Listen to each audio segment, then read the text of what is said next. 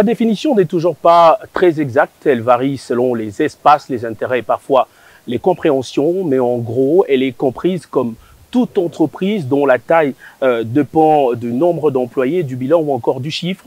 Les petites et moyennes entreprises sont aujourd'hui à la base du développement de plusieurs pays. Qu'en est-il de la République démocratique du Congo? C'est ce sujet que nous allons exploiter sur ce plateau. Madame, Messieurs, bienvenue à ce plateau spécial donc que j'ai le plaisir de partager avec ma consoeur Mireille Ndeke Ami. Bonjour Mireille. Bonjour Patrick. Alors, les petites et moyennes entreprises sont en l'honneur ce 27 juin. Exactement Patrick, le 27 juin, cette date est consacrée à la commémoration de la Journée internationale de micro et de petites et moyennes entreprises. Et pour cette édition 2021, la journée de PME sera organisée autour du thème entrepreneuriat, vecteur par excellence de la création d'emplois et de richesses pour la République démocratique du Congo. Et justement, en rapport avec cette journée, le ministre national en charge de petites et moyennes entreprises, Eustache Moanzi, a fait un message à la nation. Nous vous convions de suivre l'intégralité de ce message et on se retrouve juste après pour ouvrir ce plateau avec nos invités que vous allez découvrir tout à l'heure.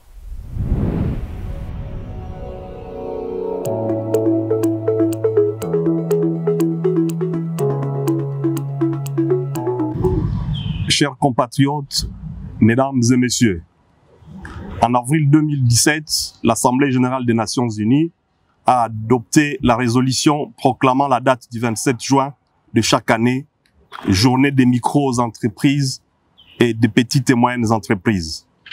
Notre pays, la République démocratique du Congo, se joint à toutes les nations pour célébrer aujourd'hui ce qui représente pour la moitié des emplois formels dans le monde, les micro-entreprises, les petites et moyennes entreprises.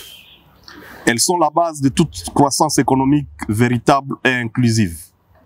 C'est donc ici le lieu de rendre hommage à toutes ces femmes et à tous ces hommes, jeunes et moins jeunes, qui dans toutes les localités, tous les territoires et toutes les provinces de notre vaste et beau pays se sont levés pour créer, entreprendre et développer les activités économiques de toute nature pour se prendre en charge et contribuer au bien-être de nos communautés.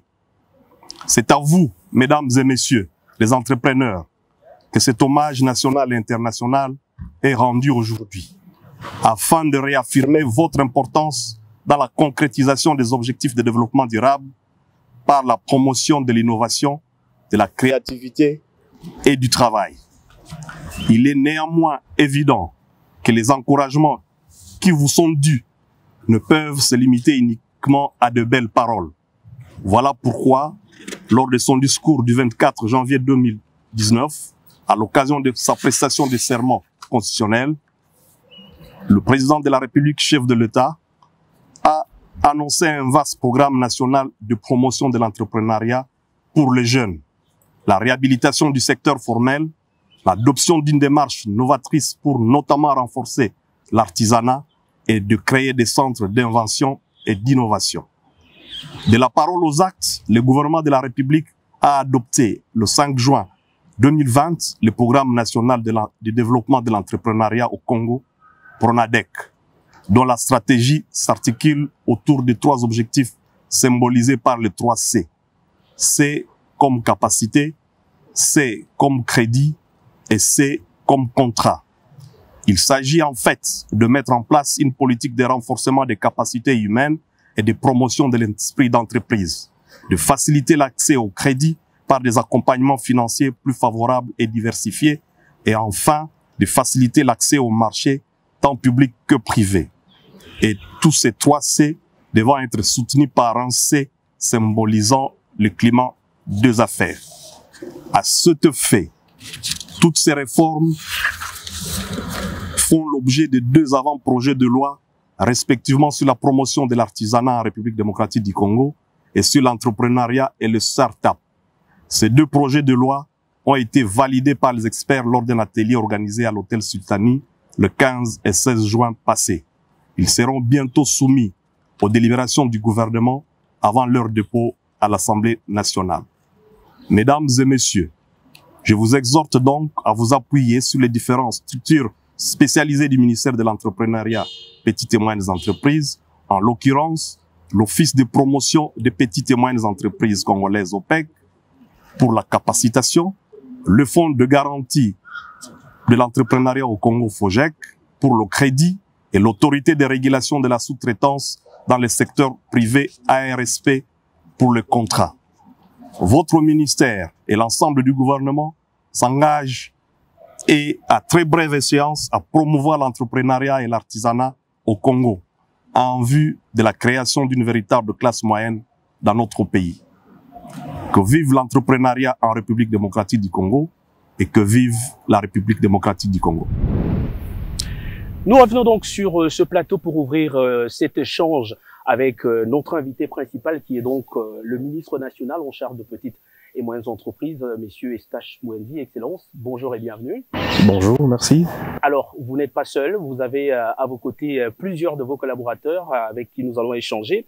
Et juste à votre droite, nous avons le directeur de cabinet adjoint, Monsieur Albert Yubantambo. Bonjour et bienvenue. Nous avons après le secrétaire général du même ministère, Monsieur Lunanga Boussania. Bonjour et bienvenue. Nous avons aussi le coordonnateur ad intérim de PADEM PME, je crois l'avoir bien dit, Monsieur Raphaël Kakouji.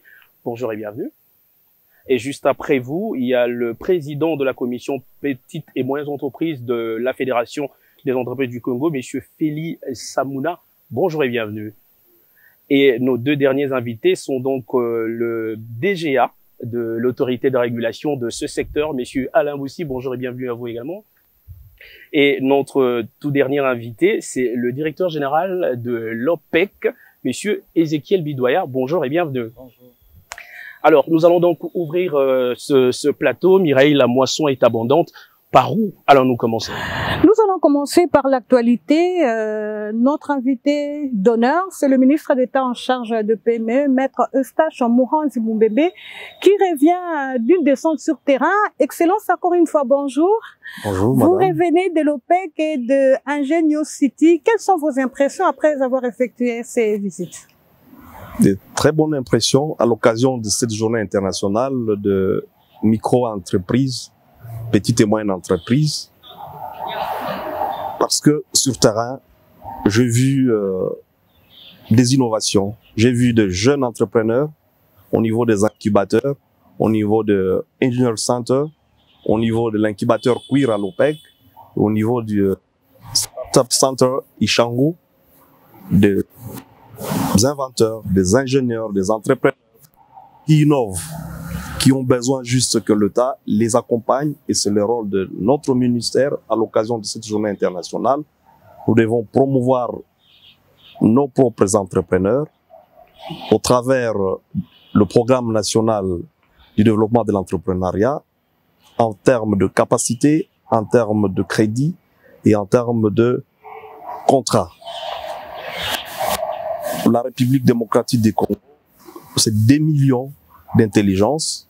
Le président de la République, le gouvernement, voudrait que dans les années à venir, nous soyons à même de créer des millionnaires en créant une nouvelle classe moyenne.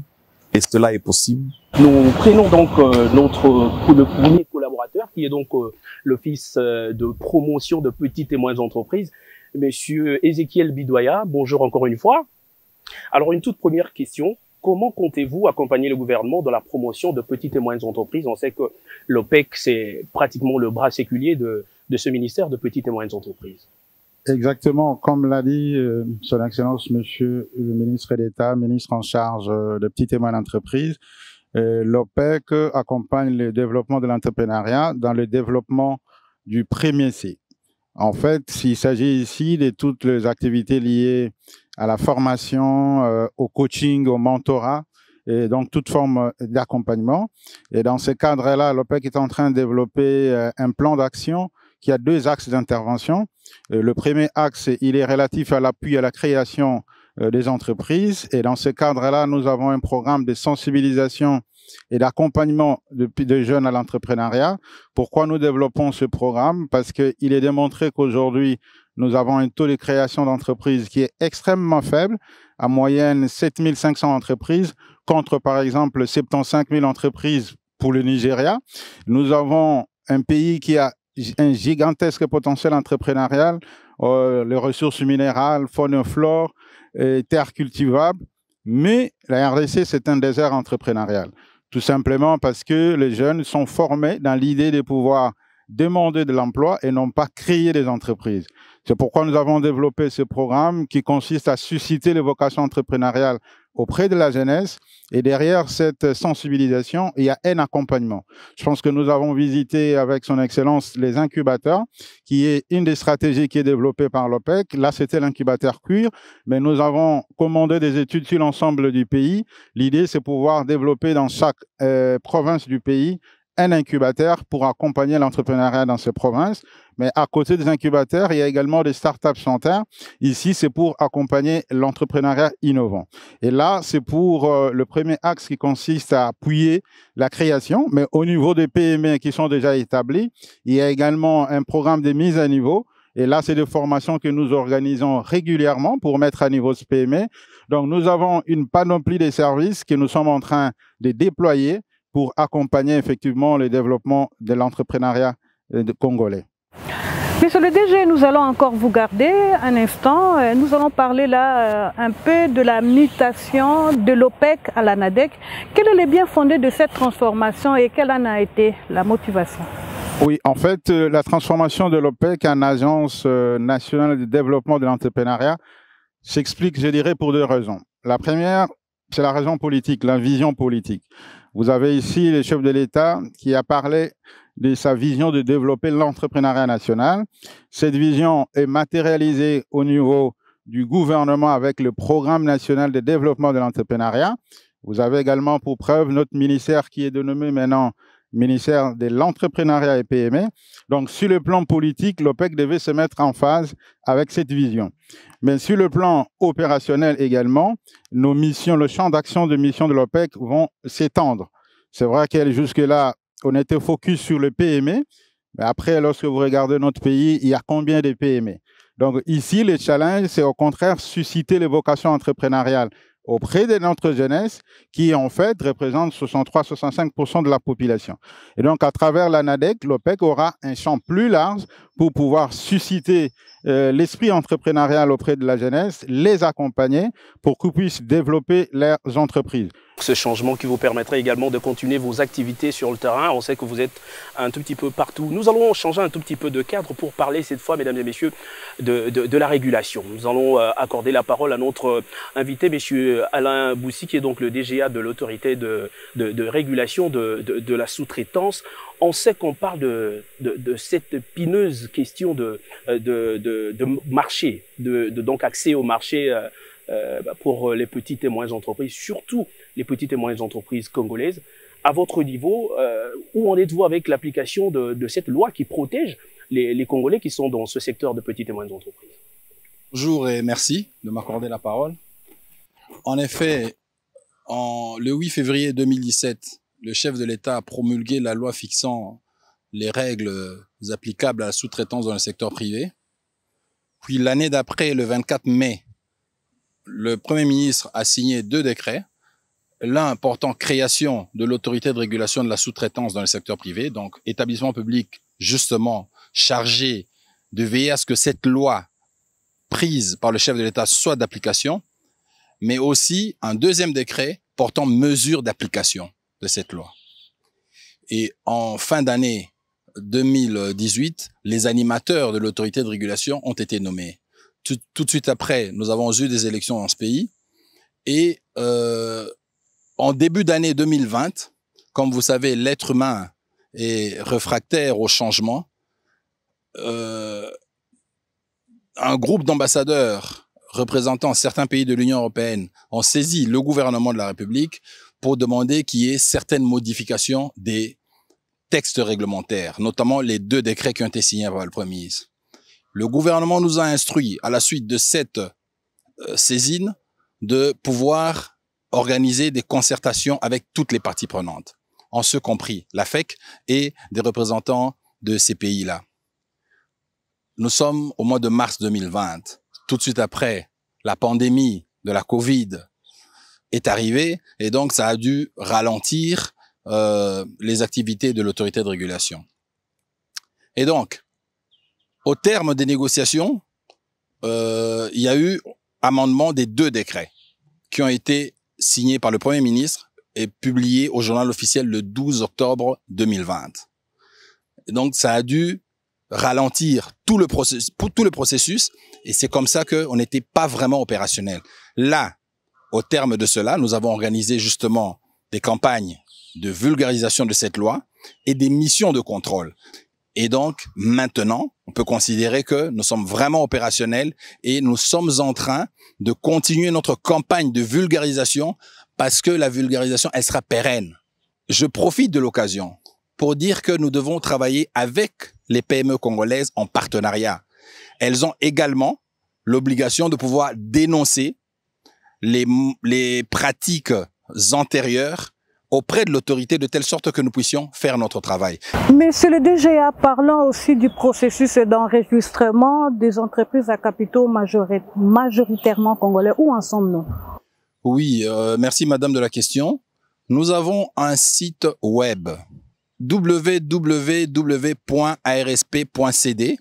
Ce site permet aux entreprises congolaises de pouvoir obtenir un agrément, une sorte d'agrément, faisant d'elles éligibles à des contrats de sous-traitance. Nous avons voulu dématérialiser l'enregistrement. Vous pensez bien que le Congo est vaste. On ne va pas demander à tous les entrepreneurs disséminés à travers la République de venir ici à Kinshasa ou d'aller, même dans les directions provinciales que nous allons ouvrir dans le futur, aller jusqu'à nos bureaux pour obtenir leur agrément. Et aujourd'hui, si l'on se réfère aux statistiques actuelles, nous avons reçu 1305 demandes. Nous en avons validé 850 aujourd'hui. Il y a eu quelques doublons et il y a 350 plus ou moins qui sont en cours de validation, moyennant évidemment les documents. Ils doivent compléter certains documents administratifs pour qu'ils soient effectivement éligibles, qu'ils remplissent les critères légaux. Et cette dématérialisation qui est donc un besoin pour pratiquement tous les secteurs de la République. Merci de répondre à cette question. Nous allons également prendre l'avis de la FEC. Nous avons sur ce plateau la Fédération des entreprises du Congo, représentée par le président de sa commission de petites et moyennes entreprises, Monsieur Félix Amouna. Monsieur Félix Amouna, une toute première question. Vous avez suivi toutes ces discussions avec tous les problèmes énumérés dans ces secteurs de petites et moyennes entreprises.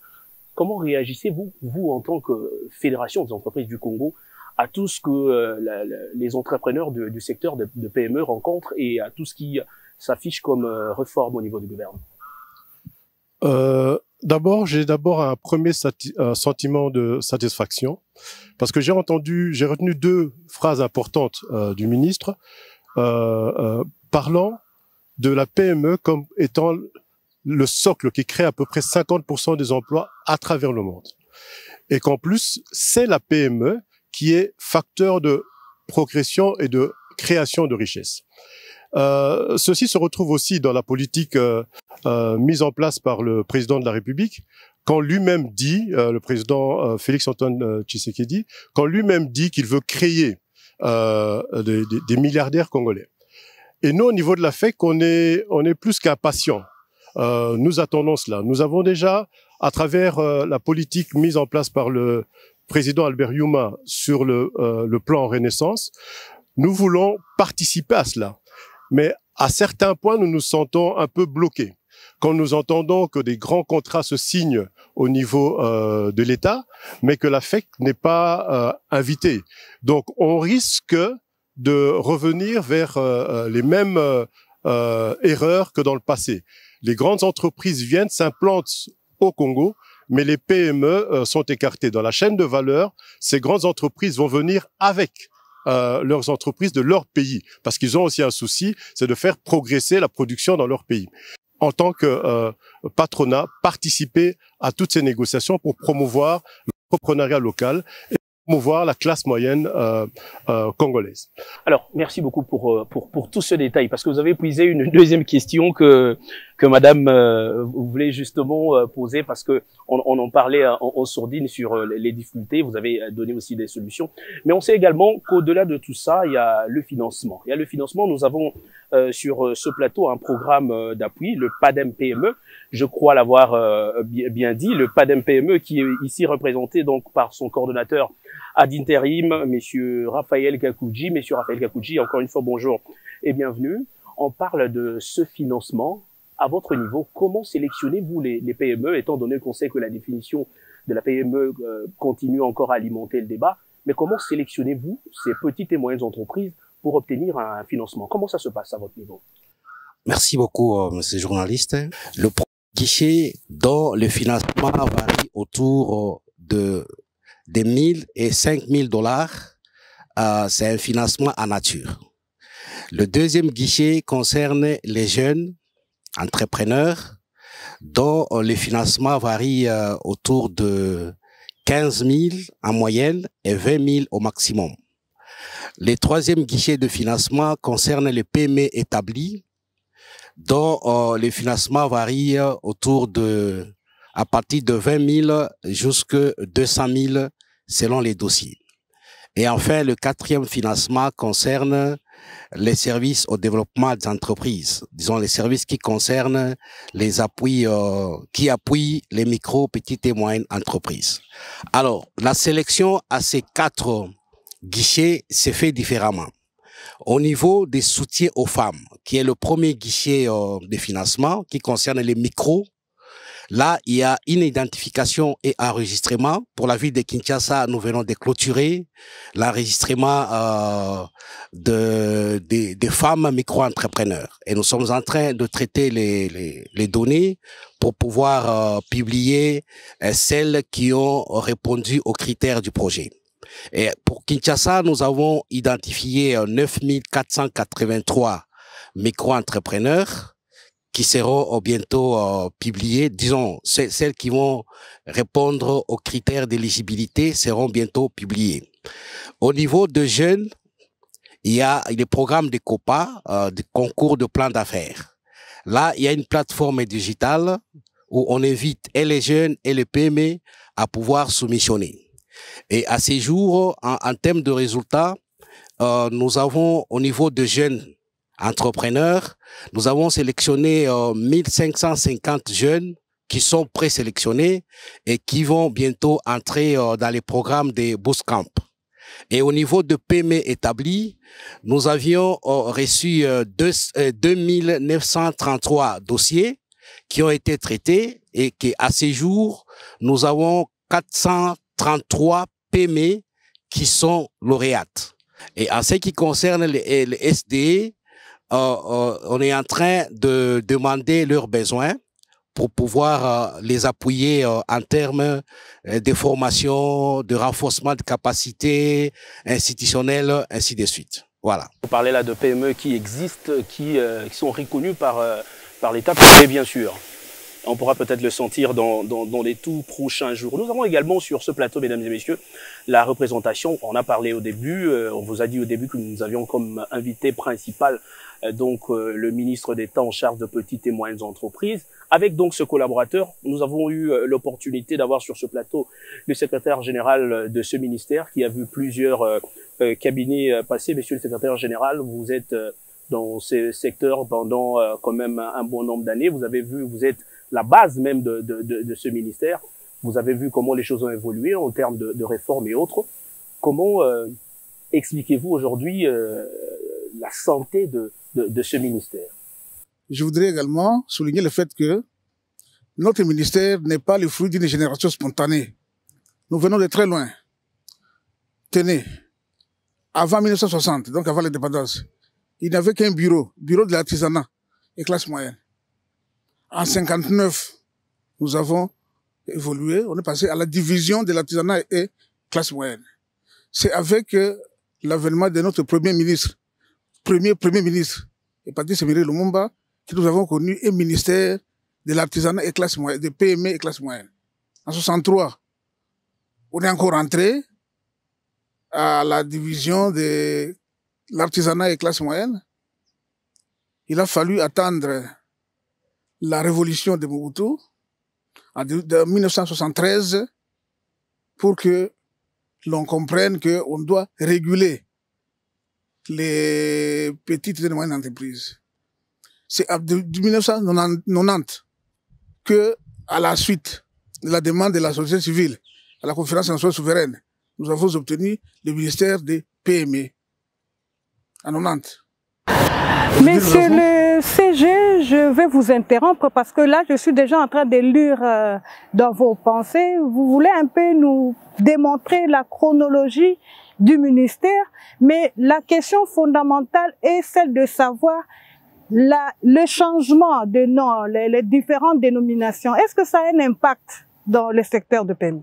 Ça a un impact, madame, parce que ça influe aussi sur la structuration du ministère.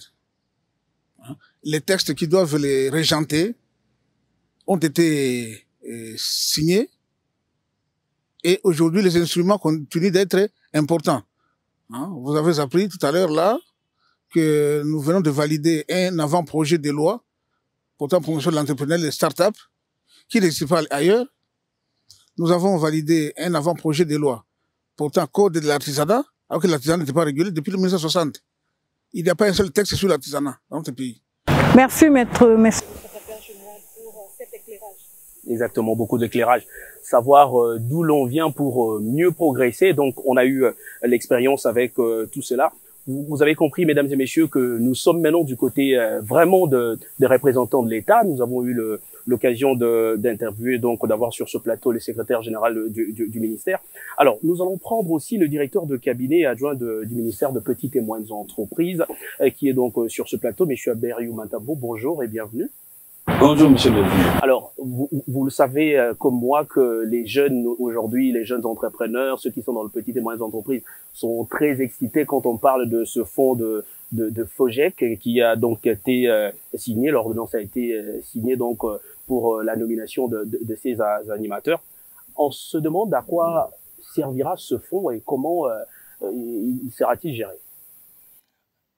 Merci bien pour la question. J'ai suivi avec beaucoup d'intérêt les préoccupations de l'affaire PME, qui consistait en 2 points.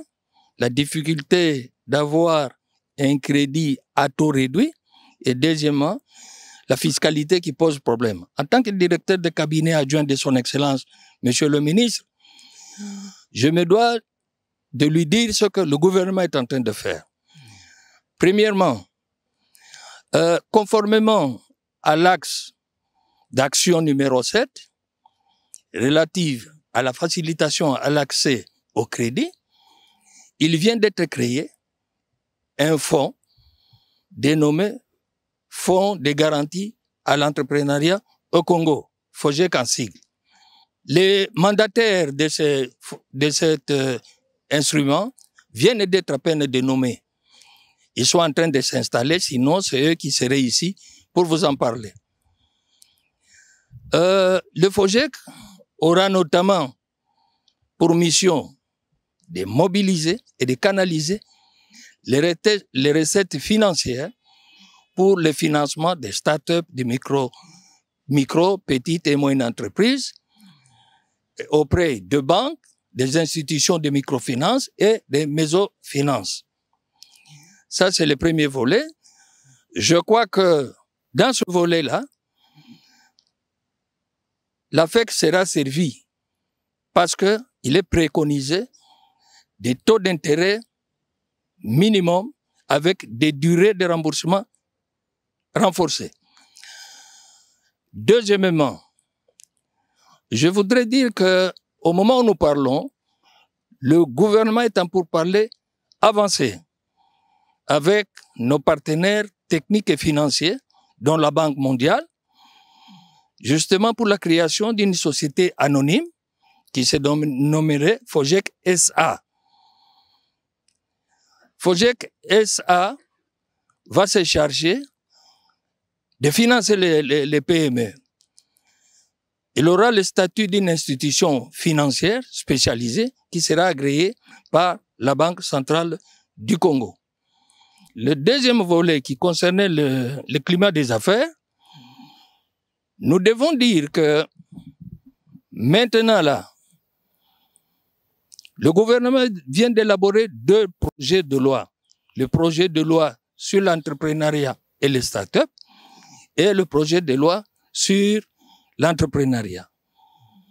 Dans la loi sur l'entrepreneuriat, il est prévu au chapitre 2 relatif au cadre et à l'accompagnement institutionnel une section destinée au climat des affaires et aux mesures fiscales. Monsieur le Dirkaba, je vous arrête à ce niveau-là parce que nous voulons un peu faire allusion à l'adresse tout à l'heure du ministre. Là, nous parlons de climat des affaires. À ce niveau-là, expliquez-nous exactement comment se fait l'assainissement de ce climat des affaires. Ok. Donc, la mise en œuvre de la trilogie d'appui aux PME, à savoir la capacitation des PME, l'accès au financement des PME et l'accès au marché tant public que privé des PME, ne peut réussir, madame, à condition que le cadre, le climat des affaires soit radicalement et de manière continue amélioré afin d'assurer un environnement propice à l'entrepreneuriat et d'assurer la promotion de nos PME, la compétitivité de nos PME. Exactement. Merci beaucoup, monsieur le directeur de cabinet. Nous sommes en train d'atterrir dans cet entretien, mesdames et messieurs. Nous allons revenir donc à son excellence, monsieur le ministre, avant justement de clôturer Mireille. Merci encore, monsieur. Je l'ai dit tout à l'heure d'entrée de jeu que j'étais impressionné lors de ma descente sur terrain au niveau des incubateurs, parce que j'y ai rencontré la plupart des jeunes. Ce sont des jeunes que j'ai vus dans l'innovation. Et je vous ai dit, la vision du président de la République, la vision du gouvernement, c'est de créer une classe moyenne, de créer des nouveaux millionnaires demain. Ce sont ces jeunes-là à qui j'adresse ce message le jour de la journée internationale de PME. Le gouvernement les accompagne. Après les tours de table de tout à l'heure, vous avez compris qu'il existe des structures qui accompagnent effectivement la promotion de l'entrepreneuriat et des PME dans notre pays, que ce soit au niveau de la formation, comme nous l'avions dit, l'OPEC, vous avez l'OPEC qui doit être transformé en agence nationale pour davantage renforcer ses capacités d'action. Nous avons la possibilité d'avoir de crédit, comme vous venez de l'expliquer autour de cette table, d'avoir le fonds de garantie pour l'entrepreneuriat qui existe déjà, qui va garantir le crédit que le jeune devrait avoir auprès de banques commerciales. Ces fonds, c'est la garantie de crédit devant être remboursés. Nous avons compris aussi que ces jeunes, ils veulent bien inventer, innover, mais ils doivent avoir accès au marché. Et c'est le rôle de l'autorité de régulation de la sous-traitance qui doit pouvoir aider à ce que ces contrats, ce marché, soient donnés aux entreprises congolaises, soient donnés aux jeunes pour leur permettre effectivement d'être promis et demain de quitter des petites entreprises pour des grandes entreprises. Heureusement que nous avons la Fédération des entreprises du Congo qui nous accompagne, avec laquelle le gouvernement travaille pour le bien-être effectivement des entreprises membres de la FEC. Vous avez aussi compris que le partenaire et financier, tant bilatéraux que multilatéraux, nous accompagne, notamment la Banque mondiale pour l'instant. Et c'est l'occasion aussi de dire aux jeunes que nous avons l'accompagnement dissipé aussi de la Banque africaine de développement dans le programme de développement et d'innovation de la jeunesse, prodige. La Banque africaine de développement entend nous accompagner avec un portefeuille de près de 100 millions de dollars. Et nous avons eu des entretiens avec le Bureau international du travail dans le souci d'inculquer dès le jeune âge dans la formation, dans les cursus scolaires et secondaires et même universitaires de nos jeunes, un cursus, un programme de formation sur l'entrepreneuriat. Bref, aux jeunes, aux moins jeunes et même aux adultes, nous disons que le gouvernement de la République vous accompagne, le ministère de l'entrepreneuriat, de petites et moyennes entreprises, est là, au travers de ces différentes structures, au travers de projets de loi sur l'entrepreneuriat et sur l'artisanat et les startups qui seront adoptés d'ici là par le gouvernement et par la suite au niveau de notre Parlement. Monsieur le ministre d'État, merci pour le temps que vous avez accordé pour cet entretien aux côtés de vos collaborateurs. Que nous remercions également Madame Mireille Lekiabi. Nous sommes pratiquement arrivés à la fin de cette émission. J'étais très heureux de partager ce plateau avec vous et avec nos invités pour parler de petites et moyennes entreprises dans cette journée leur consacrée. Mesdames et messieurs, c'est fini pour ce plateau spécial. Nous allons nous retrouver très prochainement pour développer un autre sujet aussi intéressant que peut-être celui de petites et moyennes entreprises. Bonsoir. Bonsoir. Merci.